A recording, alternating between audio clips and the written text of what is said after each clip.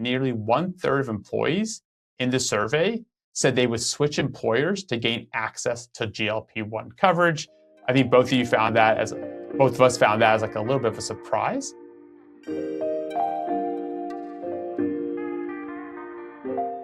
Welcome to the Wellable Weekly Podcast, where we talk about key topics and trends at the intersection of well-being, technology, and HR. I'm Nick, along with my good friend and colleague, Geoff. Geoff, how's it going? It's going well, yeah. Feeling good. Feeling a little underdressed, though. You're looking sharp today. Thank you. I always tell people if I'm wearing a tie, it's either I'm going to a very happy occasion like a wedding or something like that, or I'm doing something I don't really want to do. But I have a meeting right after this early morning recording that requires me to dress up. So that's what I'm doing right now. What it takes. Do what it takes to get things done, right? Yeah. So a lot of news, as always. I feel like I say that every week, and I should just stop because it's so common. But I think a couple weeks ago, we covered our first weekly podcast on GLP-1s. I think both of us were a little bit shocked because we went that far throughout the year before we had a GLP-1 topic. And if you're in our world, I feel like you hear about it all the time. No surprise, we're coming back with another GLP-1 topic, but from a little bit of a different perspective. I think the past has always been the topics we read are new study about the efficacy or a new study about the side effects, change in pricing and things about competition for access and what have you. This one is from a NFP report. For those who don't know, NFP is a large insurance broker here in the US. They actually got acquired by another larger insurance broker named Aon. But NFP released this report. They do it every year. It's called the 2026 US Benefits Trend Report. And a lot of interesting data there, so it's worth checking out. But one of the things that stuck out to both of us was that nearly 1/3 of employees in the survey said they would switch employers to gain access to GLP-1 coverage. I think both of us found that as like a little bit of a surprise. In some ways, I guess not intuitively, but just what you don't see on these lists for benefits is employees saying they want a specific drug coverage as a key benefit when they think about their employment decisions, right? You often hear about gym reimbursements or flexible time or remote work, et cetera. I don't know if I've ever seen a pharmaceutical drug make the list. No, right? And I think if anything, it's maybe broader desire for enhanced, coverage of financial well-being. That you could say like 401k might fall under that, or mental health support, and maybe there are certain technologies or services that fall under that. But something this specific, and not only a particular area of support, weight management, but a very specific drug class that just reflects how mainstream this has really gotten, and really again is forcing the hand of employers to make a decision on how they're going to handle this. And like we talked about in the pod a few weeks ago, cost is a huge factor in making that decision, and one certainly not to be taken lightly. As it relates to what that cost is going to mean, even near term, like year over year, probably change in premiums, and then longer term costs, because this certainly isn't a one and done type of decision, given the way that these drugs are being legalized over time. I think the expectation is if you make this change and start covering GLP-1s, those increased costs are likely going to be here for the foreseeable future.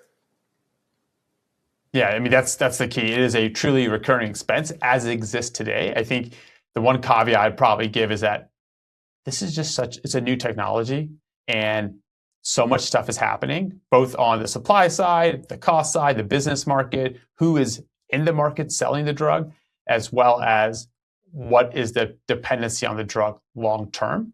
Right now, it is seen as a drug that you're on kind of for the rest of your life, but there's a ton of programs and people trying to create mechanisms for individuals to be on GLP-1s, see the immediate benefits over some short period of time, and then find a way off the pharmaceutical. Whether those become really effective or not, to be seen, but it is a new drug. Two key stats I found interesting around cost. Not only is it recurring, but it's just expensive, right? I think costs are dropping, so it's also worth noting that. But the Employee Benefit Research Institute estimates that adding GLP-1 coverage, if you're an employer for weight loss, could increase your health insurance premiums by 5.3% to 13.8%. So just by adding this one benefit, recognizing it's a big driver for retention or recruitment, could put your growth in your insurance premiums into the teens. And that doesn't include like the natural healthcare inflation you have on your own. At the same time, 51% of employers now cite GLP-1 drugs for weight loss as a top driver of their prescription growth costs. And just to put that in perspective, historically, it's been very, very expensive, especially pharmacy drugs. So think like oncology, autoimmune disorder treatments, things like that. Those have been the drivers of prescription drug costs. And now it's a drug that, quite frankly, could have broad appeal. So a huge portion of your employee population could be using it.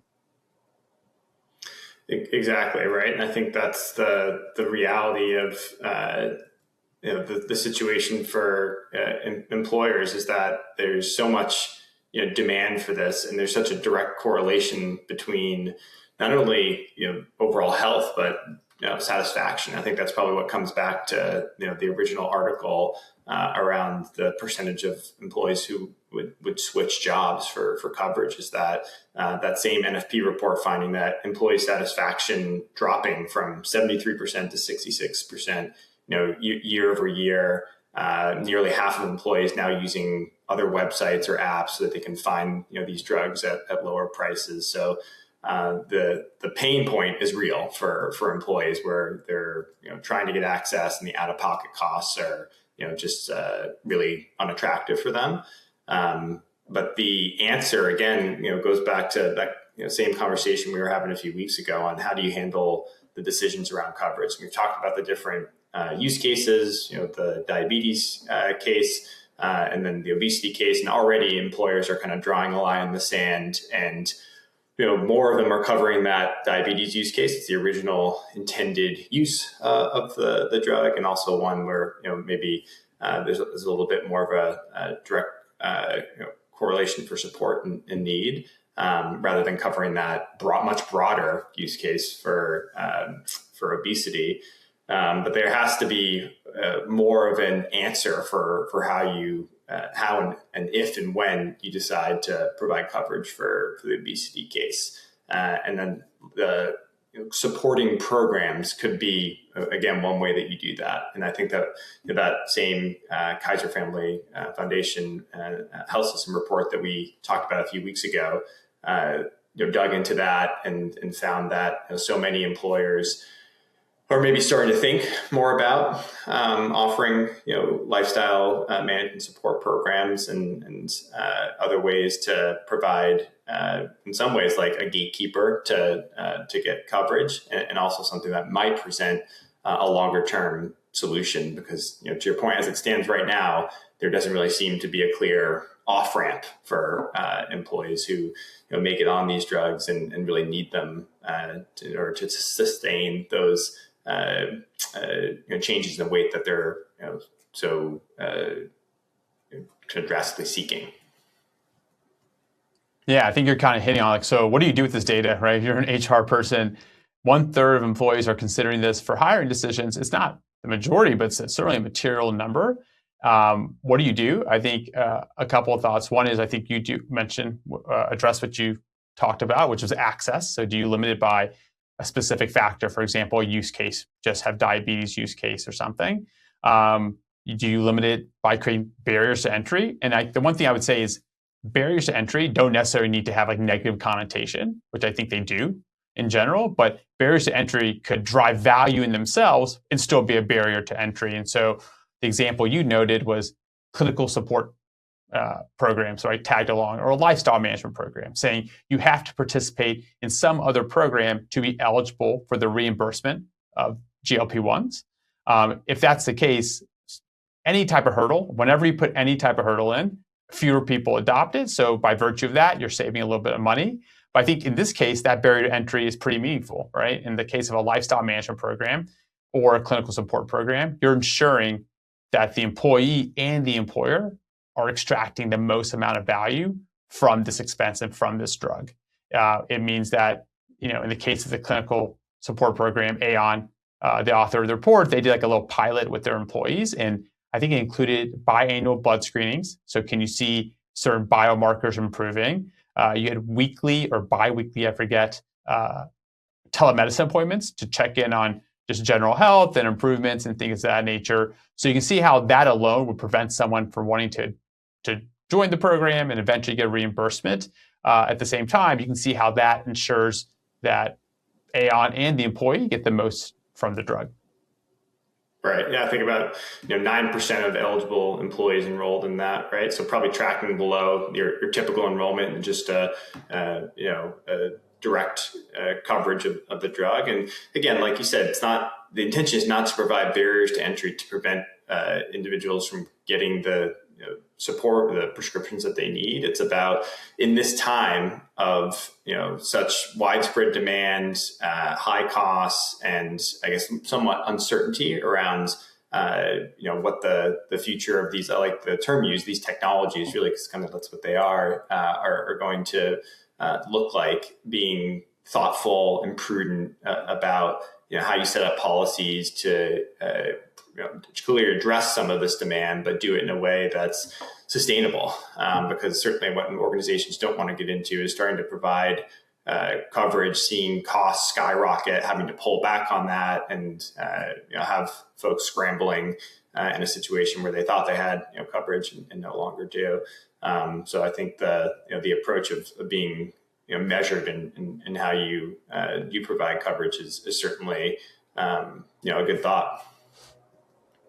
Yeah, and I think another takeaway that's kind of related to just GLP-1s specifically, but I think it's probably good general advice for HR when you think about recruitment and retention is like know your company, like know what you're selling to employees. Like if you're a 10-person startup, you're selling just a very different pitch than if you're a 10,000 employee manufacturing company or something, right? Both could need a bookkeeper or a controller or something, but the recruitment of that person varies substantially. And so like most emerging benefits, they start at the largest companies, right? So there's a Mercer report. It's a little bit dated, but you can see the numbers as a little bit conservative because they've gone up certainly, is that large employers are leading the way. So for coverage obesity drugs, including GLP-1s, 44% of large employers, as defined by 500 employees or more, offered coverage, and that was in 2024. So again, that number has gone up. If you go to the largest employers, so 20,000 employees plus, 64% offer access and coverage. And so as you go down that scale from size to 500 to 250 to 100, you can see how that number is going to decrease. It doesn't mean it goes to zero, but you're just in a less competitive market, but you're also selling something different, right? You're selling greater autonomy, more influence, a smaller culture, a smaller team, things like that are just different. So if you're a HR person, I would first start with what type of company are you? What are you selling? What is the appeal? Why should someone come work for you? Sometimes it's the industry that you're in. Like, we at Wellable, we work in the health and wellness industry. We have every single person who applies to work here has a health and wellness story, right? They've always either been interested in the market or the space their entire life, or they have a recent story that really wants them to work at a place where they can do good and do well at the same time, which is very different than if you're like a widget company. You're selling something completely different. So really knowing yourself, that is the company, is probably really critical to understanding just this specific, data point around GLP-1s as a recruitment and retention tool. Absolutely. It's a great point and probably a good one to end on for this week. Thanks as always for listening. You can always get the latest Wellable Weekly podcast on Spotify, Apple Podcasts, wherever you get your podcasts, and be sure to subscribe to the Wellable Weekly newsletter for all the latest insights. Thanks all.